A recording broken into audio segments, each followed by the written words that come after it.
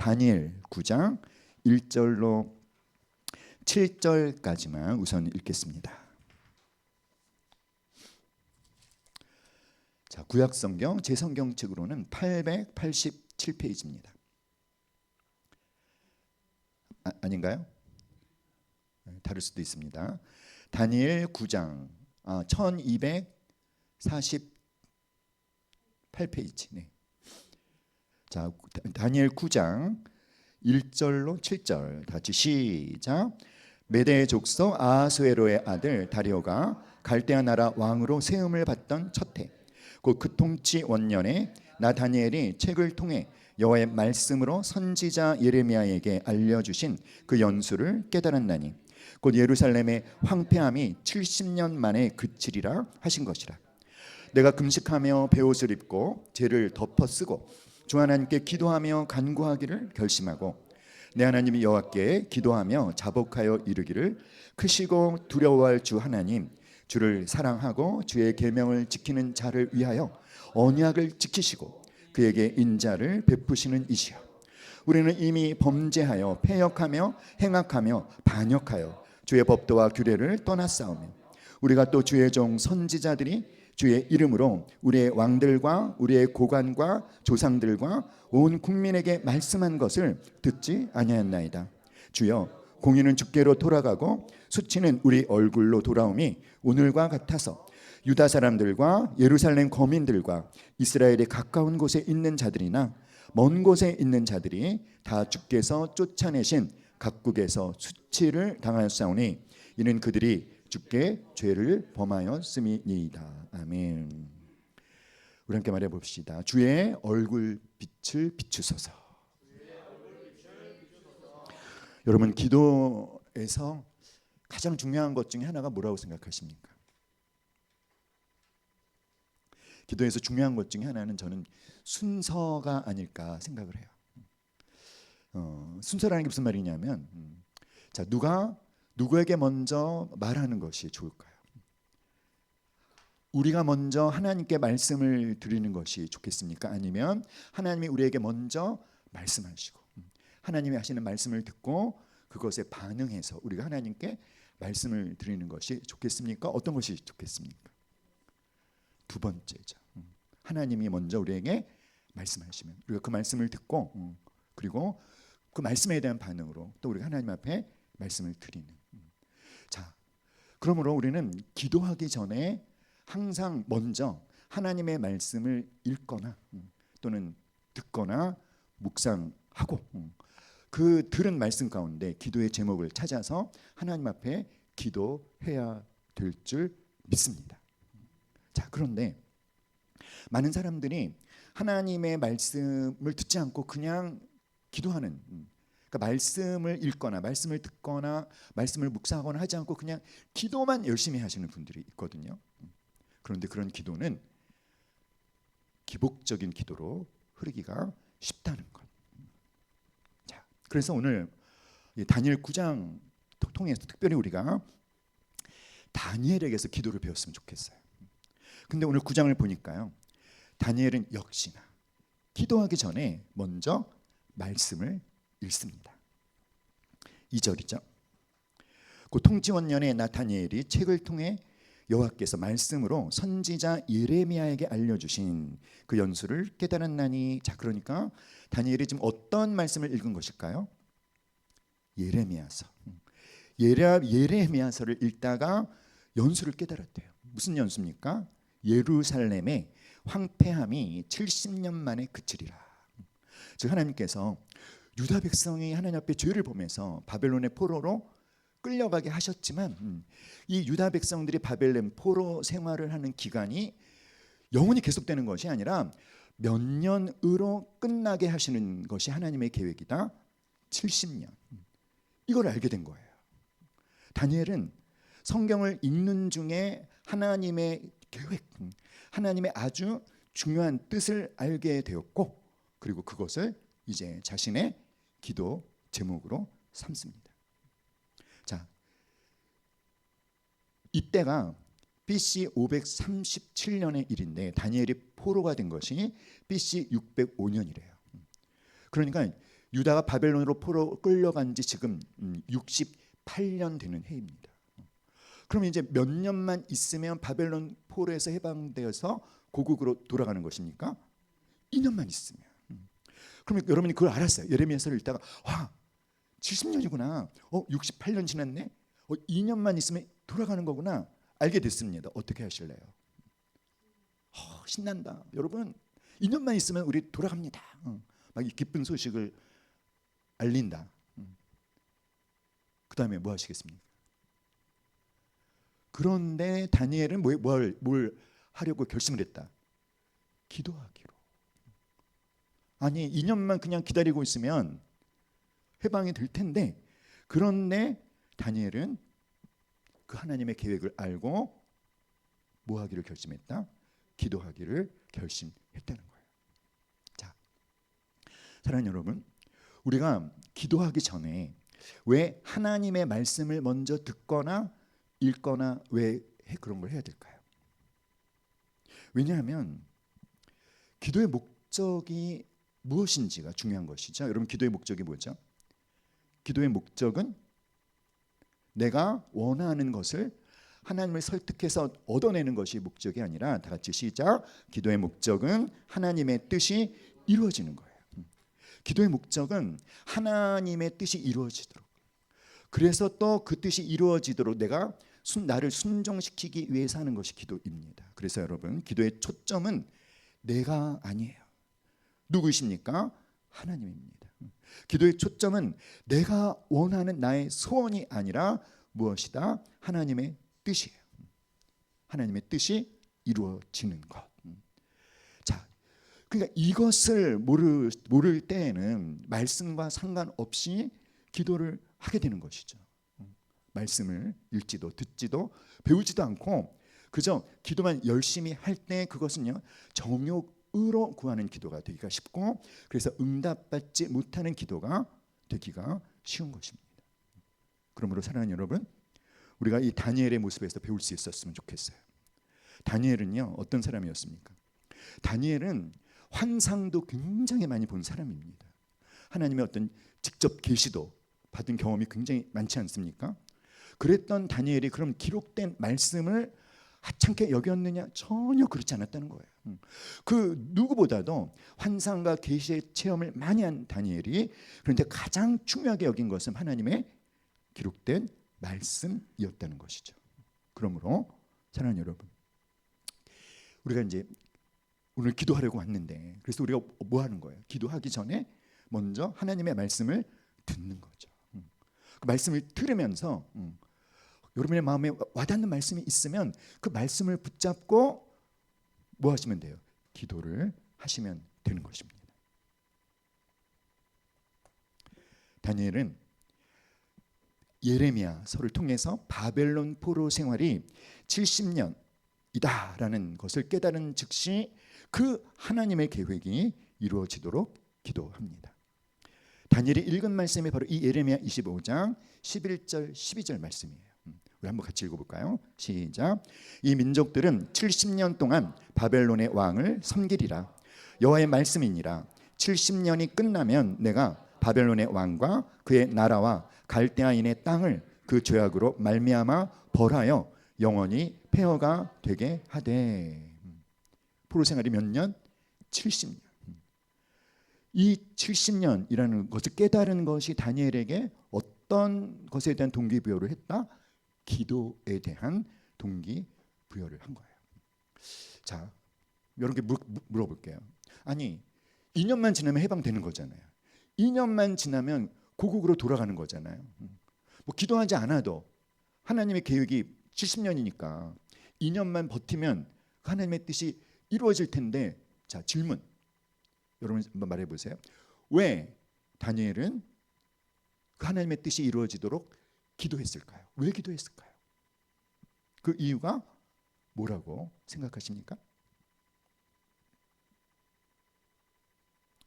5살 동안의 대답을 하신 분한테는 소정의 상품을 드리도록 하겠습니다.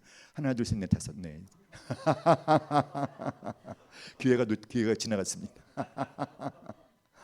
자, 여러분, 하나님께서 인간을 하나님의 형상으로 창조하셨죠. 인간은 하나님의 형상. 인간이 하나님의 형상으로 창조되었다는 것이 무슨 뜻인지 아세요? 인간이 하나님의 동역자라는 거예요. 인간이 하나님의 동역자다. 그래서 여러분, 우리 주기도문의 별명이 뭐다? 왕의 기도. 주기도문의 별명이 왕의 기도입니다. 어떤 내용이 있죠? 뜻이 하늘에서 이루어진 것처럼 땅에서도 이루어지다 라고 제자들아 너희가 그렇게 기도해야 하늘에서 결정하신 하나님의 뜻이 이 땅에 성취되는 거야. 그러니까 여러분, 어떤 개인을 향한, 어떤 가정을 향한, 어떤 공동체를 향한, 어떤 민족과 나라를 향한 하나님의 계획, 하나님의 뜻을 하나님이 세우셨어요. 그런데 그 하나님의 뜻이, 그 하나님의 계획이 그 개인에게, 그 가정에, 그 공동체에, 그 나라와 민족 가운데 이루어지려면 하나님의 동역자가 하나님과 동역을 해야 돼요. 그런데 여러분, 하나님과 동역할 수 있는 가장 강력한 동역의 방법이 바로 기도하는 거예요. 그러니까 우리가 말씀을 통해서 무엇을 발견해야 됩니까? 하나님의 뜻, 하나님의 계획. 그런 다음에 우리는 하나님이 계획하신 대로 그 일을 행하시옵소서라고 우리가 뭐 할 때, 기도할 때 그 하나님이 결정하신 뜻이 이루어지는 것입니다. 믿습니까, 여러분? 그러므로 사랑하는 여러분, 기도하기를 원하시나요? 네. 그러면 먼저 뭘 해야 된다? 말씀을 통해서 뭘 해야 됩니까? 하나님의 뜻을 알아야죠. 하나님의 계획을 알아야죠. 나를 향한 하나님의 뜻이 뭔지, 나를 향한 하나님의 계획이 뭔지, 우리 자녀들을 향한 하나님의 뜻이 뭔지, 우리 가정을 향한, 교회를 향한, 이 나라와 이 민족을 향한 하나님의 뜻, 계획이 무엇인지를 말씀을 통해 깨달은 그 말씀을 붙잡고 하나님 행하십시오 라고 기도할 때 하나님의 뜻이 이루어지게 되는 것이죠. 자, 그래서 기도에서 중요한 게 뭐다? 순서. 누가 먼저 말씀하셔야 된다? 하나님께서. 자, 그리고 이제 본격적으로 이제 기도를 하는데, 자, 다니엘은 하나님의 계획이 이루어지도록 기도했고요. 자, 이제 그리고 이제 실제적인 기도의 순서를 또 오늘 우리 다니엘 9장 이 다니엘의 기도를 통해서 우리가 배울 수 있어요. 따라합시다. 기도의 정석. 우리 학교 다닐 때 어떤 책이 있었죠? 수학의 정석 있었잖아요. 다니엘은 우리 9장을 통해서 기도의 정석을 보여주고 있습니다. 다니엘은요, 어떤 순서로 기도를 하고 있을까요? 우선 그는 찬양으로 기도를 시작합니다. 그 다음에 그는 회개를 합니다. 그리고 나서 하나님의 은혜를 간절히 구합니다. 찬양, 회개, 간구. 근데 여러분 보세요. 이 다니엘의 기도가 4절부터 19절까지인데, 그런데 5절부터 15절, 그러니까 무려 11절. 11절이 뭐로 채워져 있죠? 회개로 채워져 있어요. 이게 다니엘 9장에 기록되어 있는 다니엘의 기도에 아주 중요한, 두드러진, 우리가 놓치면 안 되는 다니엘의 기도의 특징이에요. 다니엘은 지금 굉장히 진지하게 무엇을 심혈을 기울여 하고 있습니까? 회개를. 그래서 우리는 생각해 봐야 돼요. 질문을 던져 봐야 돼요. 다니엘은 왜 이렇게 회개의 기도를 열심히 하고 있을까? 여러분 그걸 고민해 보세요. 제가 말씀을 드리겠지만, 자, 찬양으로 기도를 시작합니다. 다 같이 읽어봅시다. 시작. 내 하나님 여호와께 기도하며 자복하여 이르기를, 크시고 두려워할 주 하나님, 주를 사랑하고 주의 계명을 지키는 자를 위하여 언약을 지키시고 그에게 인자를 베푸시는 이시여. 하나님을 찬양한다는 게 어떤 거죠, 여러분?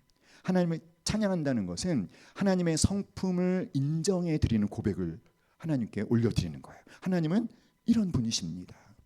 또 하나님을 찬양한다는 것은 하나님이 하신 행위를 또 하나님께 하나님 이런 일을 하셨어요. 그래서 하나님 이런 분이십니다 라고 또 하나님 앞에 고백을 해드리는 거예요. 이 찬양으로 기도를 시작한다는 게 어떤 거냐, 달리 말하면 찬양으로 기도를 시작한다는 것은 기도를 무엇에 기초하여 기도한다? 하나님의 성품에 기초하여 기도를 한다는 뜻입니다. 여러분, 이게 굉장히 중요한 거예요. 기도에 있어서 이것을 모르면 안 돼요. 기도는 무엇에 기초해서 기도해라? 하나님의 성품. 그래서 기도는 이렇게 말합니다. 기도는 하나님의 성품에 대해서 반응하는 것이다. 사랑하는 여러분, 하나님의 성품에 기초해서 왜 기도를 해야 되냐면, 우선은 가장 먼저 하나님께서, 하나님 앞에 나와서 기도하는 자들이 자신의 기도를 들으시는 하나님이 어떤 분인지를 제대로 알고 기도하기를 하나님이 원하셔요. 그리고 여러분, 하나님의 성품에 기초해서 기도하는 그 기도의 유익이 뭔지 아십니까? 내가 하나님께 드린 기도에 대한 응답, 기도 응답의 확신을 가질 수 있게 도와줍니다. 아멘. 그래서 이 사절에서 자, 다니엘이 고백하고 있는 하나님의 성품 4가지 한번 찾아보세요. 하나님을 어떤 하나님으로 다니엘은 고백하고 있습니까? 크신 하나님, 또 두려워할 하나님, 또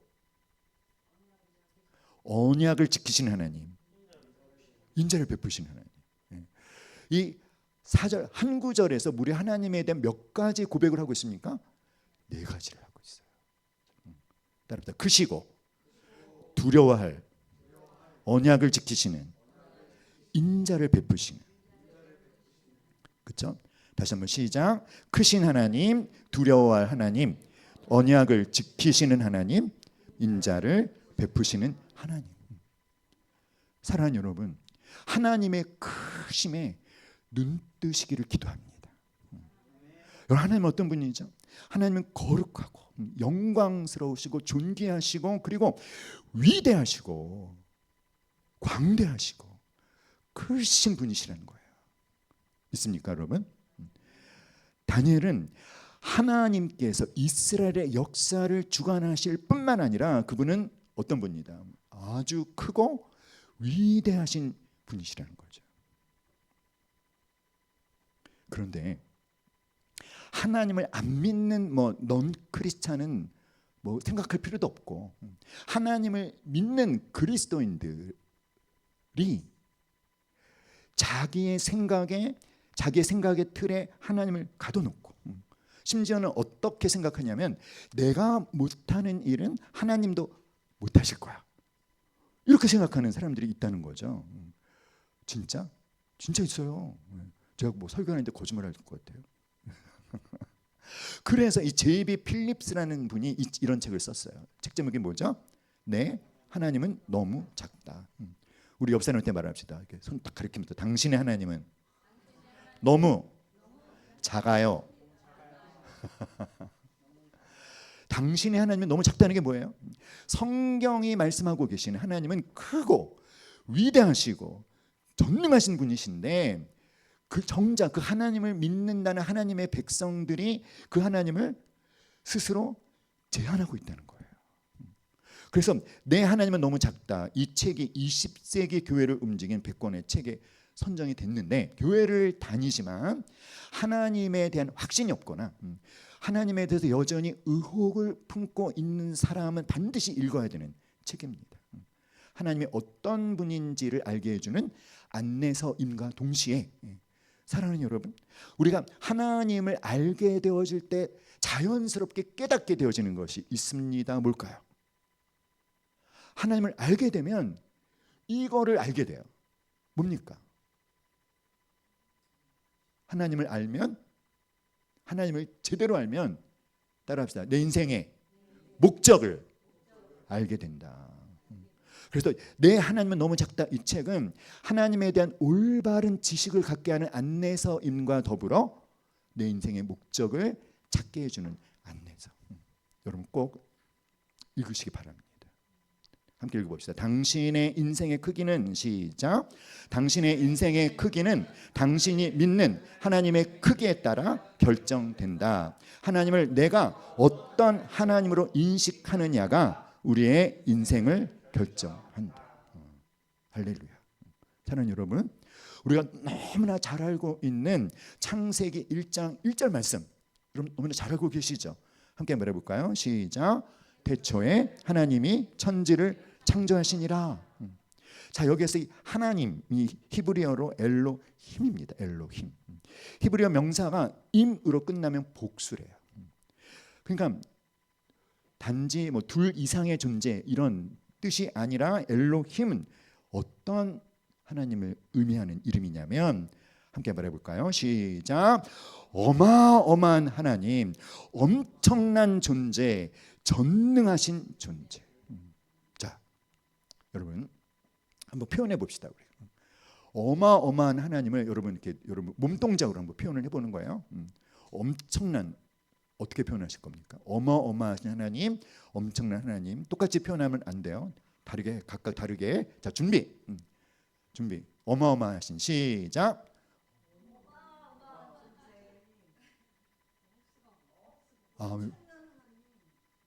어마어마하신 하나님, 엄청난 하나님. 네. 왜 변호준 집사님 왜 아무것도 안 하고 가만히 있습니까? 감히 표현할 수.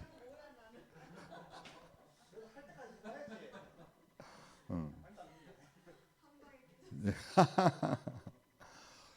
따라합시다. 어마어마하신 하나님. 자, 두 주먹 불끈 쥐고 엄청나신 하나님. 믿습니까, 여러분? 아멘. 그리고 어떤 하나님? 전능하신 하나님. 근데 어느 정도로 전능하실까요? 태초에 하나님이 천지를 창조하시니라. 히브리어로 바라. 영어로는 create. 여러분, 크리에이트와 메이크가 다르다고 하죠. 메이크는 뭔가 있는 것에 또 다른 있는 어떤 걸 만드는 걸 메이크라고 한다면, 크리에이트는 뭐예요? 히브리어 바라는, 이 바라라는 동사는 오직 그 주어가 하나님일 때만 사용되는 동사인데 어떤 뜻이다? 완전한 무에서 유를 창조하시는, 그럴 정도로 한 어떤 분이시다? 전능하신 하나님이시라는 거예요. 믿습니까, 여러분? 그러니까 그런 말을 해요. 하나님 앞에 와서, 하나님, 제가 만난 폭풍이 너무 세요. 그래서 이 폭풍을 헤쳐나가는 게 너무 힘들어요. 그렇게 많이들 기도하잖아요. 그렇죠? 물론 우리가 그렇게 기도해야 되지만, 그런데 이렇게 기도하면 어떨까요? 폭풍을 향해서, 나한테 찾아온 폭풍아, 네가 아무리 강력할지라도 우리 크신 하나님은, 우리 위대하신 하나님은 너까지 것쯤이야 얼마든지 사라지게 하실 수 있어. 할렐루야. 사랑하는 여러분, 스가랴 4장 6절 시작. 그가 내게 대답하여 이르되 여호와께서 스룹바벨에게 하신 말씀이 이러하니라. 만군의 여호와께서 말씀하시되 이는 힘으로 되지 아니하며 능력으로 되지 아니하고 오직 나의 영으로. 큰 산아, 내가 무엇이냐? 스룹바벨 앞에서 평지가 되리라. 할렐루야. 사랑하는 여러분, 산의 높이를 재지 말고 그 큰, 그 높은 산을 창조하신 하나님의 마음을 품어라. 아멘. 여러분, 오늘 밤에 여러분이 맞닥뜨린 문제를 향해서 이렇게 선포하세요. 이 문제야. 네가 뭐냐? 따라합시다. 스룹바벨 앞에서 평지가 될지어다. 할렐루야. 아멘. 이런 확신에 찬 선포의 기도를 하려면 뭐가 필요합니까? 하나님의 성품의 기초에서 기도하는 것. 아시겠죠? 자, 두려워해야 되는 하나님에 대해서 말씀을 드리려고 준비했다. 이게 너무 내용이 많아요. 그래서 오늘은 넘어가기로 했어요. 자, 세 번째, 네 번째가 뭐죠, 여러분? 언약을 지키시고 인자를 베푸시는 하나님이죠. 언약이 뭐죠, 언약? 언약은 A라는 사람과 B라는 사람이 뭔가 약속을 체결하는 겁니다. 그런데 이 고대 근동 지방에서 이 언약을 체결하는 것은요, 이렇게 새끼손가락 걸고 우리 약속 잘 지키자 뭐 이런 게 아니에요. 이게 굉장히 무거운 겁니다.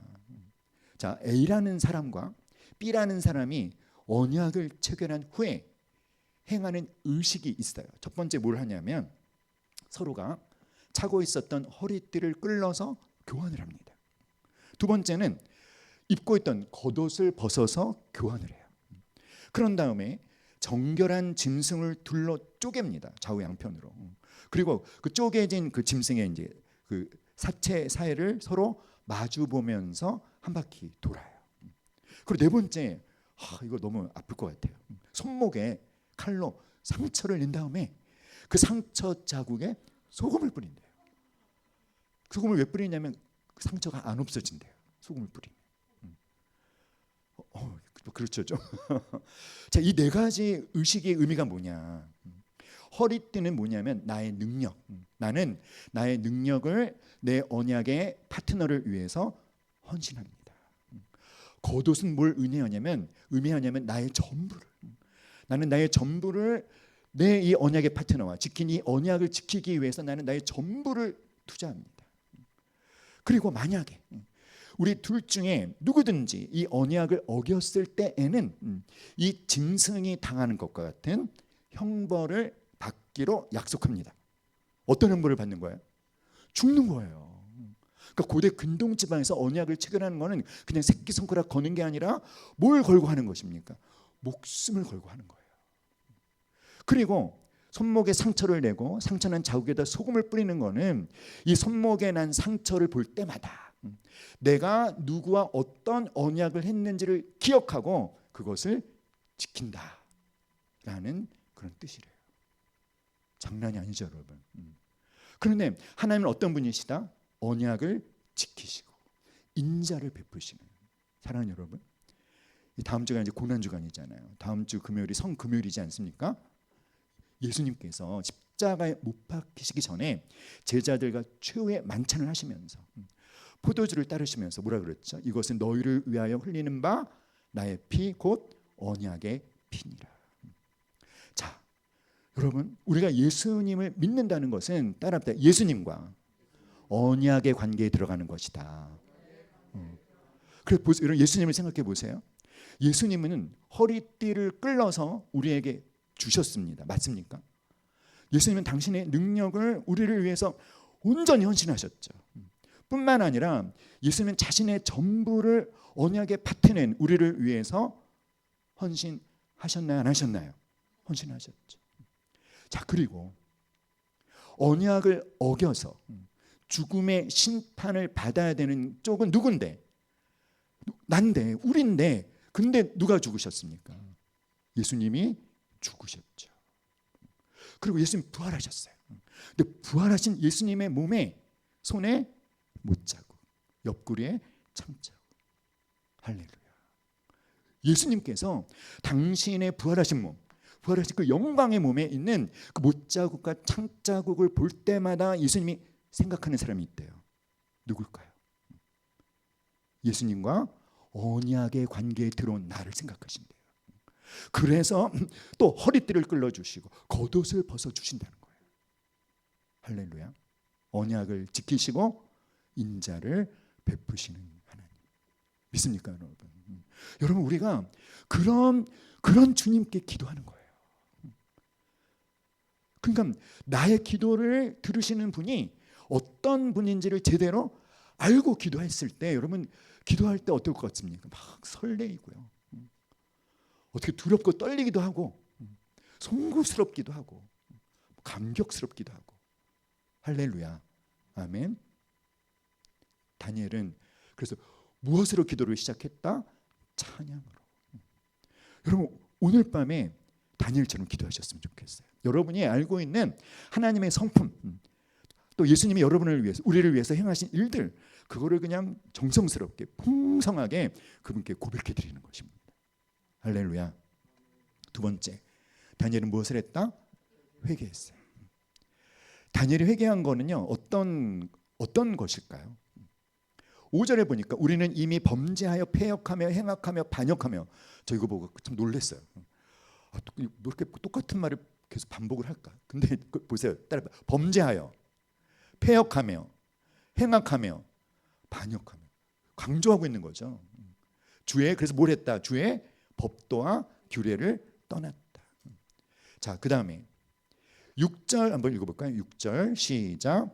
우리가 또 주의 종 선지자들이 주의 이름으로 우리의 왕들과 우리의 고관과 조상들과 온 국민에게 말씀한 것을 뭐하지 않았다? 듣지 않았다. 11절 시작. 온 이스라엘이 주의 율법을 범하고 치우쳐 가서 주의 목소리를 듣지 아니하였으므로 이 저주가 우리에게 내렸으되 곧 하나님의 종 모세의 율법에 기록된 대로 되었사오니 이는 우리가 주께 뭐했다? 범죄하였다. 그리고 10절도 읽어볼까요? 10절 시작. 우리 하나님 여호와의 목소리를 듣지 아니하며 여호와께서 그의 종 선지자들에게 부탁하여 우리 앞에 세우신 율법을 행하지 아니하였음이니이다. 똑같죠? 똑같은 표현이죠. 듣지 않았다. 목소리를, 선지자들의 목소리를, 하나님의 목소리를, 그리고 뭘 하지 않았다? 율법과 규례를 떠나고 지키지 않았다. 그런데 다니엘의 기도가 모두 16절이거든요. 그 16절 중에 회개의 기도가 11절을 차지하고 있다는 거예요. 그러니까 다니엘 9장에서 다니엘이 가장 최선을 다해서 열렬히 진지하게 하고 있는 게 무슨 기도? 회개의 기도예요. 아까 제가 물어봤죠. 왜 다니엘은 이렇게 회개의 기도에 심혈을 쏟고 있는가? 여러분, 그 이유가 무엇입니까? 그것은 회개가 기도에서 그만큼 중요하다는 거예요. 왜 중요할까요? 기도와 관련해서 회개는 어떤 역할을 하는 걸까요? 기도와 관련해서 회개는요, 따라합시다. 하늘 문을 여는 역할을 한다. 하늘 문을, 은혜의 문이 열리는, 하나님과 통로가 열리게 하는 역할을 하는 것이 바로 뭐다? 회개. 할렐루야. 근데 우리는 기도할 때 회개를 어떻게 합니까? 회개는 그냥 간구로 가기 위해서 그냥 뭔가 체면치레로 하는 통과 의례로 하지 않나요? 다니엘은 그게 아니라는 거예요. 다니엘이 가장 진지하게 하고 있는 게 바로 무엇이었다? 회개였다는 거예요. 또 이 5절로 15절에서 31번이나 등장하는 단어가 있는데 그게 뭐냐면 우리라는 표현입니다. 사실은 다니엘은 자기 조상들이 지은 죄 때문에 바벨론 포로로 끌려온, 어떻게 보면 피해자입니다. 그 조상들이 범죄할 때는 다니엘은 태어나지도 않았어요. 하지만 다니엘은 조상 탓하고 하지 않습니다. 나의 죄로 동일시하고 있다는 거예요. 여러분, 지금 우리나라가 참 어렵고 힘들지 않습니까? 그럼 우리는 누구 탓했습니까 지금까지? 우리가 탓한 사람들이 있죠, 그렇죠? 우리 누구 때문이야? 근데 다니엘은 뭐라고 얘기하는 거예요? 나 때문입니다. 사랑하는 여러분, 우리가 하나님의 자녀라는 것은요, 우리가 하나님의 장자가 되었다는 건데, 장자가 갖고 있는 권세 중에 하나가 뭐냐면 다른 사람의 죄를 자기의 죄로 품고 하나님 앞에 회개하면 하나님께서 그 죄를 용서해 주신대요. 장자에게는 제사장에게 있는 권한이 장자에게도 주어져 있대요. 근데 그것이 모든 하나님의 자녀인 그리스도인들에게 하나님이 주신 권세라는 것을 기억할 수 있기를 간절히 기도합니다. 사랑하는 여러분, 오늘 밤에 회개를 아주 풍성하게 하셔서 그 은혜의 폭포수가 여러분에게 그냥 왕창 쏟아지는 그런 은혜가 있기를 주님의 이름으로 축복합니다. 그리고 나서 다니엘은 기도를 합니다. 얼굴 빛을 비춰달라고. 우리 17절 한번 읽어볼까요? 시작. 그러하온즉 우리 하나님이여 지금 주의 종의 기도와 간구를 들으시고 주를 위하여 주의 얼굴 빛을 주의 황폐한 성소에 비추시옵소서. 저는 이렇게 성경에서 어려운, 이해가 안 되는 어려운 표현 중에 하나가 얼굴빛을 비춰달라는 거. 여러분, 이게 이해가 되십니까? 주의 얼굴빛을 비춰주세요. 하나님에게도 얼굴이 있나? 하나님은 육체를 안 갖고 계신 분인데, 그렇죠? 이게 어떤 의미라고 여러분 생각하시나요? 이 얼굴빛을 비춰달라는 것은 네 가지. 다시 말해봅시다. 시작. 하나님의 임재, 은혜와 사랑의 표시, 인도하심과 평안, 영적인 회복과 축복.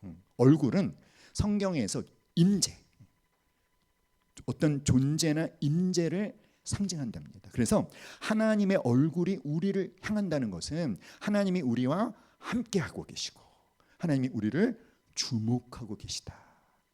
그러니까 얼굴빛을 비춰주소서라는 기도는 무슨 기도예요? 하나님 우리와 함께해 주세요. 그리고 하나님 우리를 주목해 주세요. 또 얼굴을 비친다는 것은 긍정적인 관심을 갖는 것을 의미한답니다. 그래서 고대 사회에서는 왕이 신하에게 이렇게 얼굴을 향해 미소를 지어주며 바라보는 것이 은총의 표시였대요. 그러니까 얼굴빛을 비춰달라는 것은 하나님 우리에게 은혜를 주시옵소서, 우리에게 사랑을 베풀어 주시옵소서, 이 기도를 드리는 거예요. 자, 얼굴빛, 여러분 빛은 어떤 역할을 합니까? 빛은 길을 비춰주죠. 어둠 속에서도 방향을 제시해 주죠. 하나님에게서 나타나는 그 빛이 우리의 삶의 방향을 제시해 주고 우리의 삶을 인도해 주고, 캄캄한 어둠 속에서도 하나님의 빛이 있으면 마음에 평안을 빼앗기지 않을 수가 있는 것입니다. 또한 이 얼굴빛을 비춰주시옵소서라고 하는 이것은 단순한 기도가 아니라, 따라합시다, 축복의 선포다. 축복의 선포. 하나님의 얼굴빛이 임하면 당신에게 있는 모든 어둠, 모든 슬픔, 모든 고난은 물러가고 당신은 온전히 회복될 것입니다 라고 하는 축복을 선포해 주는 그런 표현이래요. 할렐루야. 아멘. 사랑하는 여러분, 하나님께서 이 밤에 우리 모두에게 하나님의 얼굴빛을 비춰 주시리라고 확신합니다. 믿습니까? 믿습니까? 에게 믿습니까? 그리고 이 놀라운 거예요, 여러분. 23절 읽어볼까요? 시작. 곧 네가 기도를 시작할 즈음에 명령이 내렸으므로 이제 내게 알리러 왔느니라. 너는 크게 은총을 입은 자라. 그런즉 너는 이 일을 생각하고 그 환상을 깨달을지니라. 무슨 말입니까? 다니엘이 이렇게 찬양으로 시작하고 회개에 막 심혈을 쏟고, 그리고 나서 하나님 얼굴빛을 비춰달라고 기도했을 때 그의 기도가 시작할 때 이미 뭐 하셨다? 하나님이 응답하셨다는 거예요. 지체하지 않은 응답, 지체되지 않은 즉각적인 응답을 다니엘이 받았다는 거죠. 물론 그 중간에 사단이 회방해서 지체되기는 했지만 사실은 기도의 응답은 이미 다니엘이 기도를 시작할 때 해주셨다는 것입니다. 아멘. 여러분에게 그런 은혜가 있기를 간절히 기도합니다. 아멘. 오늘 기도하실 때 오늘 배운 거 잘 적용해서 얼굴빛을 보시는 은혜가 있기를 기도합니다. 아멘. 우리 찬양할까요?